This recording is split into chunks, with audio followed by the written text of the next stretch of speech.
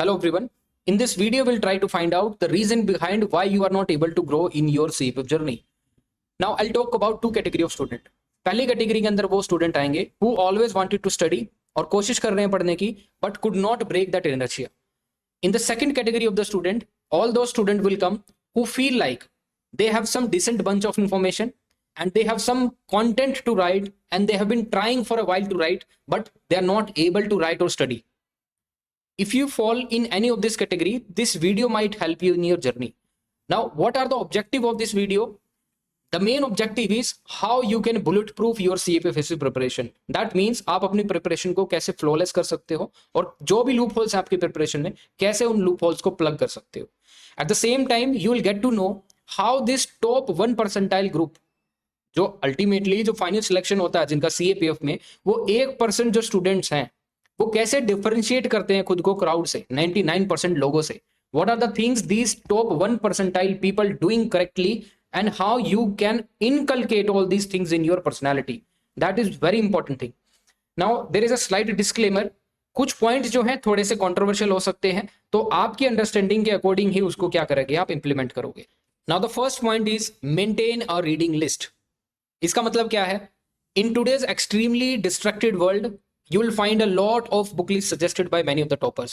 That doesn't mean जो topper recommend कर रहे हैं वो गलत है, लेकिन जो टॉपर्स रिकमेंड कर रहे हैं जिस भी बुक लिस्ट को, डिफरेंट टॉपर्स हर एक बुक लिस्ट के अंदर आपको डिफरेंट बुक्स देखने को मिलेंगी. कुछ बुक्स होती है वो सिमिलर होती हैं, सेम पैटर्न पे होती हैं, but sometimes we have seen कुछ बुक्स जो हैं अलग होती हैं. किसी के लिए वो बुक काम कर देती है, किसी के लिए वो बुक काम करती नहीं है. तो आप कैसे आइडेंटिफाई करोगे? आपको वो थोड़ा सा रीडिंग लेके पता लगानी है. जब आप पता लगा लो कि ये पर्टिकुलर बुक मेरे लिए काम कर रही है तो आप उसी बुक से स्टिक करेंगे, ठीक है. अदरवाइज अगर कॉन्टिन्यूसली आप एग्जाम के 3 महीने पहले तक भी आपने अपने सोर्सेज को डिफाइन नहीं किया है, इन द एंड आप बहुत ही ज्यादा मिजरेबल कंडीशन के अंदर होगे. आपकी एनर्जी ड्रेन होगी, आपकी डिसीजन मेकिंग पावर देख लेना बहुत खराब होगी, आप बहुत सारी गलतियां करके आओगे एग्जाम में बिकॉज आप कॉन्फिडेंट नहीं होंगे. So I will suggest you to maintain a reading list. जो आपने एक बार डिफाइंड कर लिए सोर्सेज, थोड़ा सा स्टडी करके, थोड़ा रिसर्च करके, लैंग्वेज आइडेंटिफाई करके, जो भी रिकमेंडेड बुक्स हैं to clear this exam, please stick to those books. Daily मेरे पास क्वेश्चंस आते हैं, कुछ ना कुछ क्वेश्चन. इस spectrum is required for the modern history, इस तरह के क्वेश्चन आते हैं. क्या हमें एनसीईआरटी पे स्टिक करना चाहिए, क्या हमें रेफरेंस बुक पे स्टिक करना चाहिए? तो देखो, एनसीईआरटी से भी क्लियर किया है लोगों ने, रेफरेंस बुक से भी क्लियर किया है, but what is your strength? आपकी स्ट्रेंथ क्या है? क्या आप एनसीईआरटी पढ़ने में कंफर्टेबल हो और प्रीवियस क्वेश्चन से आप लिंक कर लेते हो, या फिर आप रेफरेंस बुक से ज्यादा इंफॉर्मेशन आप ड्राइव करते हो? तो that is your basically strength. Now the second point is be around smart people. Now these people they are highly driven. They come with mindset that CFF इसी साल निकालना है. ये 5 साल की योजना बना के नहीं आते, 3 साल की योजना बना के नहीं आते कि मुझे 3 साल में सीपीएफ क्लियर करना है. इनका जो मेन मेंटल मॉडल अगर मैं बता दूं, they want to clear the CPF exam this year only. 6 महीने 1 साल उनको क्लियर करना ही है. वो अलग बात है रिजल्ट कुछ और होगा, लेकिन they do have the mindset कि इसी साल निकालना है, इसी साल निकालना है. If you find this kind of people, इतने स्मार्ट पीपल, इतने हाईली ड्रिवन पीपल अगर आपको मिलते हैं कहीं पे, इस तरह का कोई क्रू, कोई क्लोज ग्रुप मिलता है, try to enter into the group. First of all, maybe they may not allow you to enter that group, but somehow if you get an entry, stick to those people, because ultimately that zeal, that motivation, that drive you'll get from that particular crew, that is very important. So they will help you keep motivated in the dark times. No doubt there will be dark times in your preparation जहां पे आप बहुत ही ज्यादा demotivated feel कर रहे होगे, but seeing your friend who is preparing, बहुत अच्छे तरह से वो प्रिपेयर कर रहा है, मोटिवेशन लेवल हाई है, क्योंकि ग्रुप में आपकी पीयर ग्रुप अगर आपका बहुत अच्छा है तो उस ग्रुप के साथ आप क्या कर सकते हो, उस ग्रुप को आप कैच करने की कोशिश कर सकते हो. समटाइम्स उस ग्रुप के अंदर कुछ लोग जो होंगे वो थोड़ा सा डिमोटिवेट फील करेंगे, समबडी कुछ ऐसा हो सकता है कि वो बहुत ज्यादा मोटिवेटेड हो, तो आप उसको कैच कर सकते हो, ठीक है. तो that is very important suggestion for you. Third point is stepping and getting out of your comfort zone. That is very important. आप अपने घर में पढ़ाई कर रहे हो, that is not a problem, but अगर आपको घर में पढ़ने से दिक्कत है, if you are getting so much problem in your house, problems like कि बार बार आपको डिस्टर्ब किया जा रहा है, छोटी बात पे डिस्टर्ब किया जा रहा है, किसी भी बात पे आपको डिस्टर्ब किया जा रहा है, आपके फ्रेंड्स आपको डिस्टर्ब कर देते हैं, आपके फैमिली मेंबर आपको डिस्टर्ब करते हैं, आपके फ्रेंड्स, आपके कलीग, कोई भी आपको मतलब पढ़ने से डिस्टर्ब करता है, because this exam require an high attention. बहुत ज्यादा इसमें अटेंशन की जरूरत है, नो डाउट अबाउट इट. तो आपको क्या करना होगा? Gate out of that particular zone. उस जोन से आपको निकलना ही पड़ेगा कुछ महीने के लिए। 5-6 महीने बचे हैं, आप क्या कर सकते हो in the next 5 to 6 month, आप अपने लिए उसको निकाल सकते हो। अगर आपको लगता है कि घर में रह के पढ़ाई नहीं हो रही, gate out of the zone. आप दिल्ली जा सकते हो, आप कहीं और जा सकते हो, आप सेपरेट पीजी ले सकते हो, आप सेपरेट घर ले सकते हो, जिस एरिया में जाके आप पढ़ाई करना चाहते हो कीजिए। This next 5 to 6 month will determine your trajectory कि आप किस तरफ जाओगे। अगर 5 महीने में आपको अच्छा रिजल्ट मिल रहा है तो क्यों नहीं आप जा सकते। कुछ पैसा खर्च होगा, नो डाउट, बाहर रहने में एक्सपेंसेस होंगे, कुछ ना कुछ आपको अच्छा खाने से भी कॉम्प्रोमाइज करना पड़ेगा, बट ये आपकी प्रिपरेशन जर्नी जो है हाईली फोकस्ड हो जाएगी। So my suggestion is get out of your comfort zone. Fourth point is consistency is the की।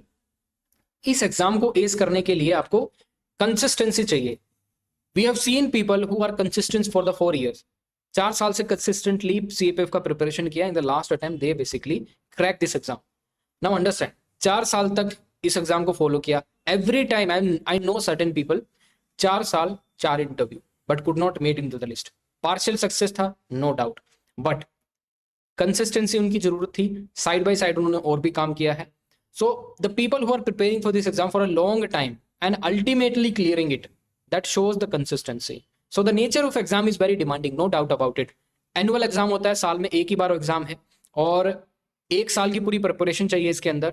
बहुत डिमांडिंग एग्जाम है, therefore you need to be ready to travel an extra mile.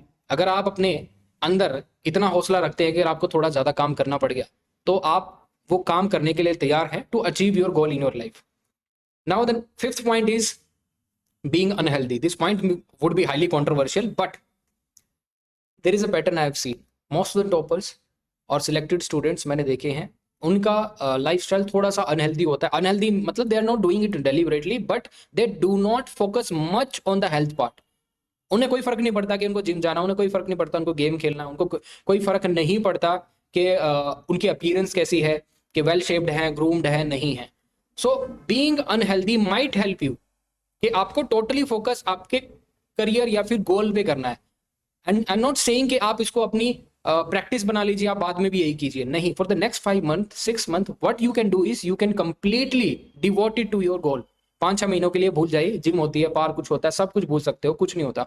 This is the last phase. 5-6 महीने के अंदर कोई problem नहीं आती health में। And this particular suggestion is only for दो स्टूडेंट जो कि फर्स्ट टाइमर है या फिर सेकंड टाइमर है, क्योंकि 2 साल की प्रिपरेशन के अंदर इनिशियली क्या होता है, आप थोड़े से फिजिकली फिट होते हो, नो डाउट, तो आपको हेल्थ एलिमेंट्स बोल सकते हो, फिर हेल्थ प्रॉब्लम, हेल्थ इश्यूज इतने ज्यादा नहीं होते जो फ्रेशर्स हैं।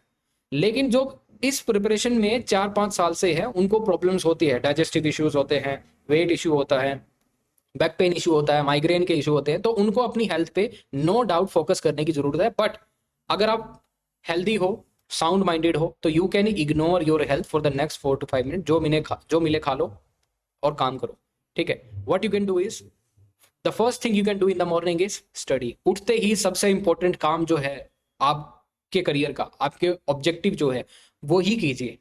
Pick up the book, start reading it. उसके बाद जो आपको ब्रेकफास्ट मिले, फिर आप क्या कीजिए, ब्रेकफास्ट करने के बाद you move to the library and library में आप पढ़ के आइए। उसके बाद again come to the PG जहाँ पे भी आप रहते हो, take your meal, again go to the library, come into the library, have your dinner, sleep early and wake up early. तो इसको फॉलो कीजिए, ज़्यादा हेल्थ ओरिएंटेड मत रहिए कुछ महीने के लिए। Now again this point is highly controversial.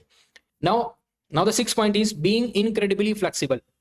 Now I have seen people बहुत ही फ्लेक्सिबल है and I have seen people who are too rigid. उनको कोई पर्टिकुलर मेथड बता दिया है कि आपको ऐसे ऐसे राइटिंग करना है, ऐसे ऐसे रिपोर्ट राइटिंग करना है, ऐसे आर्गुमेंट राइटिंग करना है। सो UPSC has strictly mentioned कि you need to write as closely as to the subject।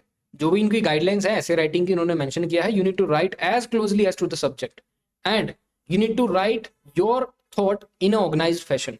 Organise fashion में लिखना है, प्रेजेंटेशन पे डिपेंड करता है आपको मार्क्स कितना मिलेगा। So the student, there are certain student जो बोलते हैं कि पॉइंट फॉर्मेट में नहीं लिख सकते, there are certain students who say कि फ्लो चार्ट नहीं बना सकते, but I know already selected student जिन्होंने फ्लो चार्ट भी बनाया, पॉइंट फॉर्मेट्स में भी लिखे हैं कुछ ऐसे आपके CAPF के अंदर, and they still made into the final list. So every student has his own way of writing. That doesn't mean कि आप एक्सपेरिमेंट नहीं कर सकते। आप किसी को फॉलो मत कीजिए, जो स्टैंडर्ड पैटर्न है वो तो एक बार आप सीखिए कि कैसे ऐसे लिखा जाता है, but at the same time do not stick to that particular pattern only, आप थोड़े से इनोवेटिव आइडियाज या फिर आपका जो राइटिंग स्टाइल है आप उस हिसाब से क्या कर सकते हो, उस एग्जाम को अप्रोच कर सकते हो। And have someone who can evaluate your answer, जो आपका आंसर इवेल्युएट करे ओरिजिनल फैशन में, मतलब जो आपका नेचुरल तरीका है लिखने का, उसी नेचुरल तरीके को थोड़ा सा मॉडिफाई करके आपको हेल्प करे सीएपीएफ एग्जाम में। Find this kind of person, क्योंकि कई बार क्या होता है एक ही आइडिया सुपर इम्पोज किया जाता है हर एक स्टूडेंट के अंदर, तो ओरिजिनलिटी जो है वो मर जाती है। तो ओरिजिनलिटी को मारे बिना आपका कोई ऐसा मेंटर जो आपकी कोई प्रॉब्लम आइडेंटिफाई करके उसी को वहीं पे ठीक कर दे, और आपका जो लिखने का तरीका हो जो मोस्ट यूनिक हो, and that will help you in fetch more marks, right. Now the seventh point is stick through और leave it. That means if you want to give serious attempt this year, give it. If you do not want to give serious attempt this year, leave it. Simple. Perform और perish, बीच का कोई काम नहीं है यहाँ पे। अगर आपको सीरियस अटेम्प्ट देना है, give the serious attempt now. This is the time, this is the high time जो आपको लगता है कि सीएपीएफ इसी साल करना है। और मैंने आपको पहले भी बताया था, get into this group who is highly driven. उन लोगों के साथ जुड़ जाइए जो हाईली ड्रिवन हो, जिन्होंने पहले ही डिफाइन कर रखा हो 2024 में ही क्लियर करना है। रिजल्ट कुछ भी हो बात की बात है, लेकिन who are basically highly driven for their goal, उनके साथ आप जुड़ जाइए। सो अगर आपको लगता है कि मुझे सीरियस अटेम्प्ट देना है इस साल, दीजिए। अगर you do not get that feel कि मुझे सीरियस अटेम्प्ट इस साल देना है, please leave this attempt, next year दे सकते हो।